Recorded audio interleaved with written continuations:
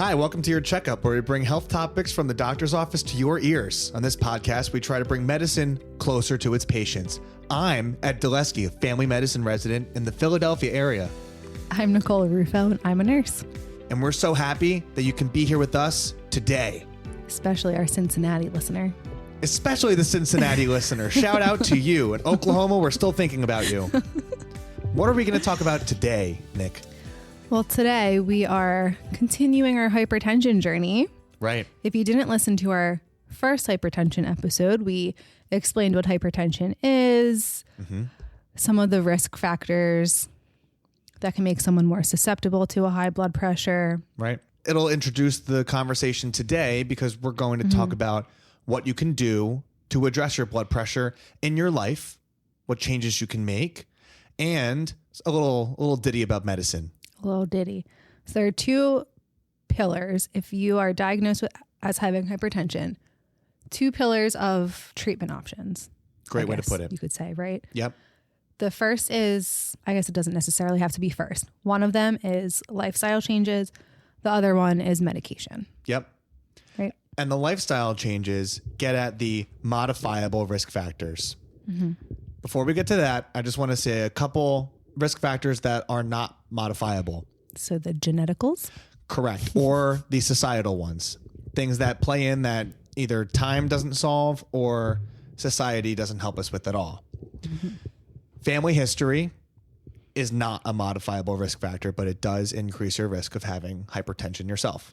Your sex, like your personal sex, does matter. Men have a higher risk of hypertension than women, period. That may go away after menopause, but men typically have a higher risk of hypertension than women. Race plays a huge factor. African Americans and Hispanics have a higher risk of hypertension than Caucasians. And age is also a non-modifiable risk factor. So when we consider lifestyle changes, we focus on the modifiable risk factors, right? And the first one we're going to talk about is diet. In the last episode, we discussed sodium. Which is? Salt, not this complicated answer I was starting to give. Salt.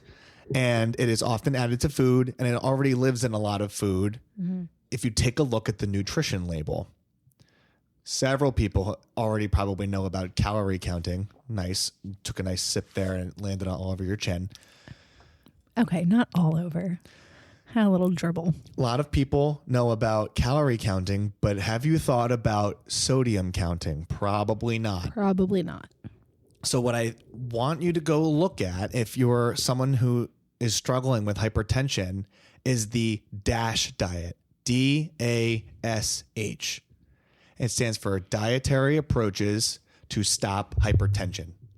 I'm not going to give you a walkthrough of what that is, but it's essentially a low sodium diet that gives you several different options. And it is a meal plan. Meal plans are usually really difficult to follow. And these lifestyle changes that we're going to discuss continue to be probably the most effective and the most meaningful for you and your overall health, but also the most difficult. Is there a certain number that's kind of generally recommended to keep your sodium at so people kind of know what to look out for? So the American Heart Association recommends no more than 2,300 milligrams a day, but an ideal limit of no more than 1,500 milligrams per day for most adults. That can add up quick. It sounds like a lot, but it can add up. Yeah. So next time you're thinking about eating something, take a look. Take a look at the back of the nutrition label. They have to list the sodium there and write it down. There's this intentionality and mindfulness is going to come up several different times throughout the episode when changing lifestyle. So you don't have to do it every single day for the rest of your life, but do a week. Or even if you're doing it just to kind of track what you're eating at baseline. So then you can go back and say, oh my gosh, I'm having 7 kilograms of salt a day. I'm having 1 million grams of salt a day. Where are those coming from? Where can I cut back? Not necessarily to track to limit at first. Right. Because you should have an idea of what you're consuming. Exactly. To take an inventory, if you will. Great point. So diet just to go back to that real quick. So the blood pressure is going to be most sensitive to the salt in your diet. Yep. Are there any other things that you should look out for in diet, or is that kind of the focus for the lifestyle change? So diet also inherently plays in with your weight. Mm-hmm. And we said obesity was a risk factor in our last episode. It is.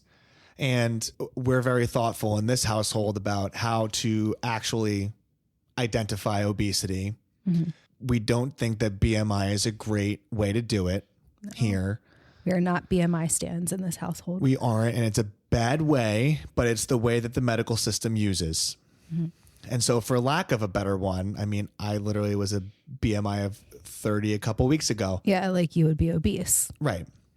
So... And I'm looking at him now, you guys, and he's not obese. And so... that's flattering. And so for lack of a better definition, the BMI of 30 still stands. But say that obesity is a problem and it's a conversation you and your physician have had. Mm-hmm. There are strides to be made with your, to maybe lose some weight. Say you are carrying an extra couple pounds. Diet can play into how we maybe lose those couple pounds. Mm-hmm. But a really complicated and challenging conversation, and very common, is I want to lose weight when people come to the doctor's office. A meaningful clinical, like your body will notice this difference, amount of weight to lose is 5 to 10%. And so just to get there for 10%, you just take the first number and then move the decimal spot over. And that's 10%. If you want to do 5%, cut it in half. So diet also plays into that specific risk factor. All right. So we know kind of generally our diet will affect our weight. Anything else that can go into us losing weight that will also help our blood pressure? Yes. Exercise. There's a lot of good evidence.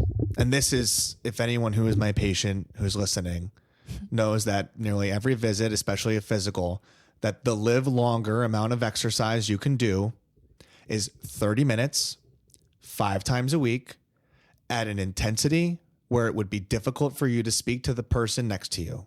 So by that logic, you are working out more days or exercising more days than you're not. Mm-hmm. And like you wake up and the expectation is that you will work out that day and then you sparingly take days off. Mm-hmm. Say you're busy. They've also done research that 2 intervals of working out at a longer time also get the job done. And so say you're a weekend warrior and you have time on the weekend and you want to do 75 minutes, which also gets you to that 150-minute total. That also works for the live longer amount of exercise. Like people literally live longer if they do this.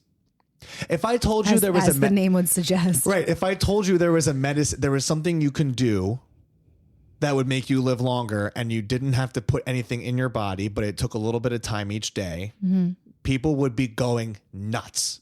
And they can, and it's exercise. And 30 minutes is not a lot of time. You can spend 30 minutes scrolling on your phone or online shopping for things you don't need, or figuring out what next show to watch on Netflix. Yep. So you can exercise for 30 minutes, find something you like to do, and then scroll your phone. Yeah, it's or possible. Watch your Netflix show. Something I learned today was that people with Medicaid insurances actually may qualify for a free YMCA membership. Yeah, a lot of insurances, regardless of like if it's Medicaid or commercial, they'll have like either some kind of program where you'll get like money for if you go to the gym X amount of times in a year, you'll get a gift card, or you'll get like a discount on your premium or something like that. So you should look into that, because a lot of them participating with these kinds of programs. And I know it's kind of a touchy subject, but I think it's kind of their way of like wanting to keep the members of their insurance plan healthy by offering these incentives. Right. And we could also go down the insurance rabbit hole and how many problems there are with the system, but to say with that, we're just going to keep it there. But yeah, look into, regardless of whatever kind of insurance you have, because you might get some kind of incentive just for working out or joining a gym, or might get a free membership or something. Makes it even better if you can do something for free. Yeah. Amazing. So look into it. Think twice. All right. So we talked about the diet, exercise being that essentially free thing that you can do without putting something into your body. That's like a professional transition. I know. That was good, right? I'm like a professional podcast girly now.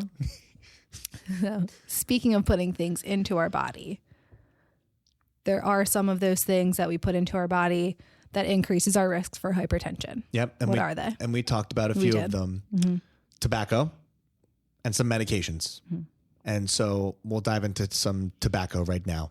We will have whole episodes on tobacco cessation, which if you see that written down somewhere or heard it said out loud, is the effort to stop smoking. That is what tobacco cessation means. Mm. And it is a challenging thing to say it out loud. It is an addiction and it's an illness that needs to be treated and can be treated. Mm. It's also a habit that people do because they like to do it, but it also increases your risk of hypertension. And so making a concerted effort to stop smoking actually will either treat your hypertension or will get rid of it. Sometimes that's actually the first move I make with a patient is that like, oh, you smoke, let's get you to stop. Let's stop that. And then come back in a month and we'll take your blood pressure and collect information at home by taking your blood pressure the proper way. Is that realistic for someone to ask someone to fully stop smoking in a month? I don't think so. Okay. No, and there are stages of change, and within those stages of change, I fully anticipate someone returning to smoking. My goal will be to cut back. Okay. That's the first realistic goal I have for someone. And there are several different things: nicotine gum, patches, medications, both directly for tobacco cessation or kind of off-brand used. Mm-hmm. There are quit lines that you can call in and get a lot of these for affordable prices or free. So to that end, smoking. The other thing you can put in your body that will give you hypertension is a lot of alcohol. And it kind of lives quietly and is also another big behavioral thing. Would you know there are things to do about it if you want to drink less alcohol? There are. And I don't know why it's not talked about more. Maybe it's stigmatized. Yeah, probably. I would say. But there are medications to do. There are behavioral health consultants to reach out to, your primary care doctor who can coordinate all of this for you if you have a good one. And independently, a lot of alcohol can increase your risk of blood pressure. I've done this with someone. That's been something. I'm like, hey, you're drinking a lot. Maybe we make that connection of the alcohol to your blood pressure that you're really worried about and put them together to motivate you to drink less. Is there kind of like a number of drinks per week that's quote unquote a lot that you would maybe advise a patient to cut back on? For, people listening, if you're kind of thinking, oh, well, I have 2 drinks or I have like 2 glasses of wine at dinner on Fridays. Yeah. So the CDC recommends 2 drinks or less in a day for men and 1 drink or less in a day for women. Okay. Don't ask me why they're different, but that's the general recommendation. And so more than that is something to think about and have a conversation. But it's a tough thing to kind of just bring up if you're meeting someone for the first time, especially from my perspective as a doctor or from a patient's perspective. And so it's something to be gentle about. Yeah. And to think twice. So that's the recommendation. And don't lie to your doctor when they ask you how many drinks a week that you have, because it's always on that paperwork. It is. Yeah. It's always best to be honest. Yeah. That's the best way to get the best help. So in the theme of things you put in your body that make your blood pressure go up are medications. NSAIDs, which stand for non-steroidal anti-inflammatory drugs, ibuprofen, naproxen, aspirin. This is our Advil, our aspirin, our Motrin. Yep. Aleve. All of these names can increase your blood pressure. I've recently had a guy who I'm like thinking about why he's having high blood pressure. And as my hand is on the door to leave, he's like, oh no, I'm taking 800 milligrams of ibuprofen all day. And I'm like, that was on me. I should have asked. And that could have been contributing. He's doing much better now. And Some antidepressants can do it. Some birth controls can do it, especially the estrogen containing birth controls that you take every day. Decongestants, actual like illicit drugs like methamphetamine and cocaine. But the ones I mentioned before are really common medications that people are on that maybe you even present to your doctor and say, I am worried about this. Like I'm doing this. And with you being more aware and educated about your body and your health, maybe there's something here for you to think about. All right. So we kind of touched on the main modifiable lifestyle changes that one could do. There are also the social determinants of health. Right. And how do they play into high blood pressure? And what if there are things that can be done? What are they? Right. So chronic states of stress, we are learning more about them and how they impact someone's physical health. And we now understand that social determinants of health can impact your blood pressure and elevate it. I think we're all trying to do better, but right now we're not amazing at treating these things because they're big societal issues. But there are different members of the team, the healthcare team, that can help you. I know we have different, like in our health records, there are different boxes that let you know about someone's risk.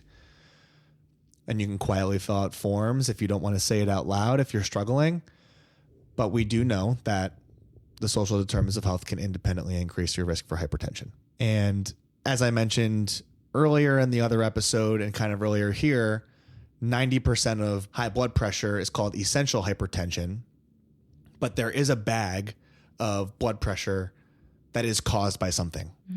So this could be where we talk about things like sleep apnea with high blood pressure. Right.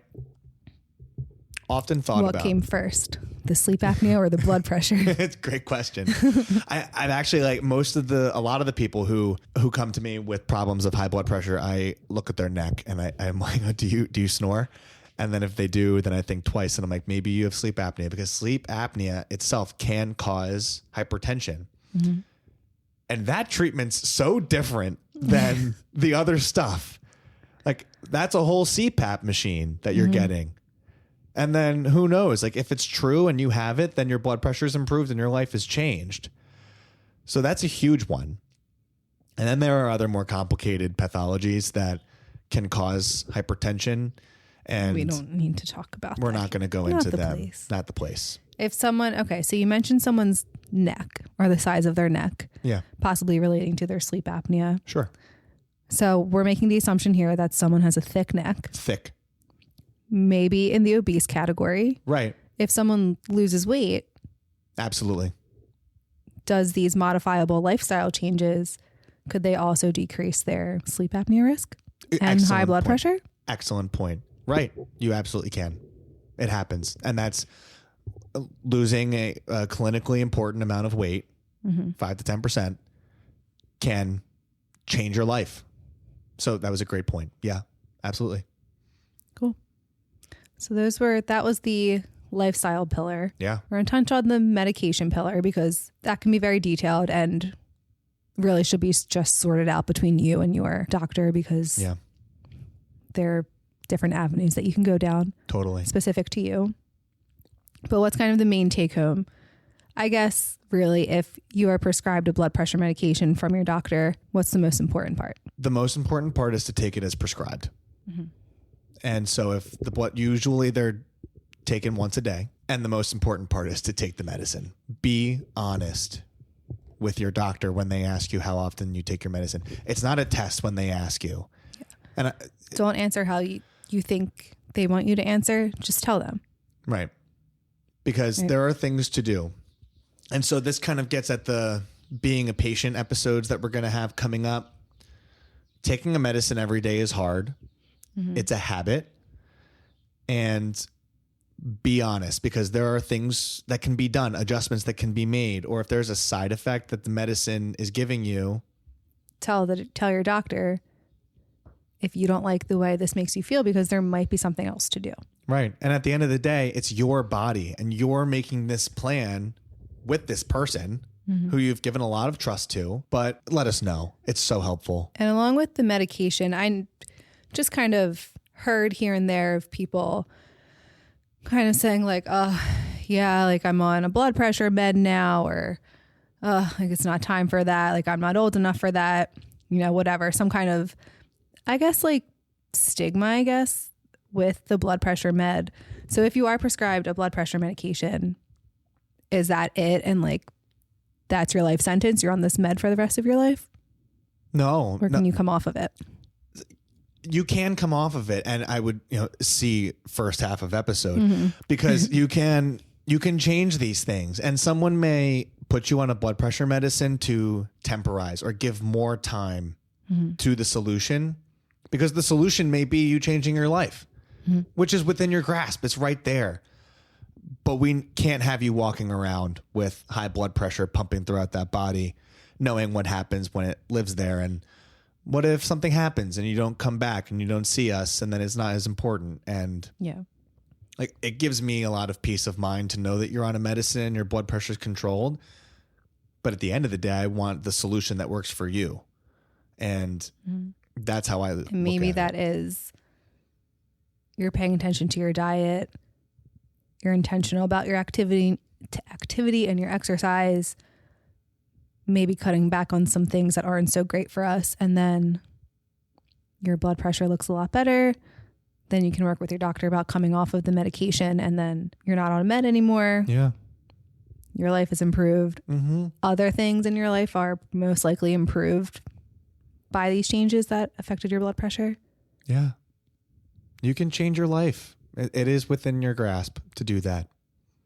So taking the medicine every day, your blood pressure, if you're on the medicine, is probably only improved because you're taking the medicine. And when you stop taking the medicine, it will not be as good. There's a common logic of, well, why do I need to take my blood pressure medicine? My blood pressure is better if it's controlled, but it's only working because you're taking your medicine.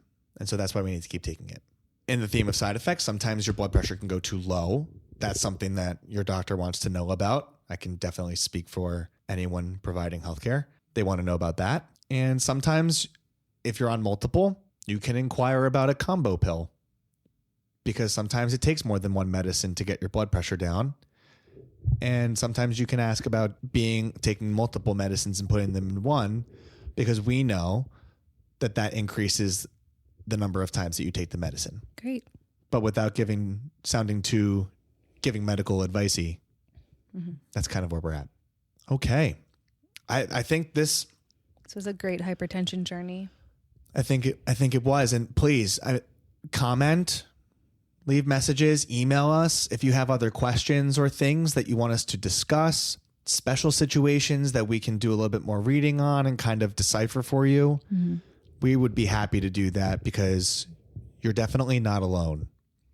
And so thank you so much for coming back on this episode and taking this hypertension journey with us. Make sure you subscribe, rate, and review wherever you listen to your podcasts. Follow our Instagram, Your Checkup Podcast. And most importantly, stay healthy, my friends. Until next time, I'm Ed Delesky. I'm Nicole Aruffo. Thank you and goodbye. Bye. This information may provide a brief overview of diagnosis, treatment, and medications. It's not exhaustive and is a tool to help you understand potential options about your health. It doesn't cover all details about conditions, treatments, or medications for a specific person. This is not medical advice or an attempt to substitute medical advice. You should contact a healthcare provider for personalized guidance based on your unique circumstances. We explicitly disclaim any liability relating to the information given or its use. This content doesn't endorse any treatments or medications for a specific patient. Always talk to your healthcare provider for complete information tailored to you. In short, I'm not your doctor. I am not your nurse. And make sure you go get your own checkup with your own personal doctor.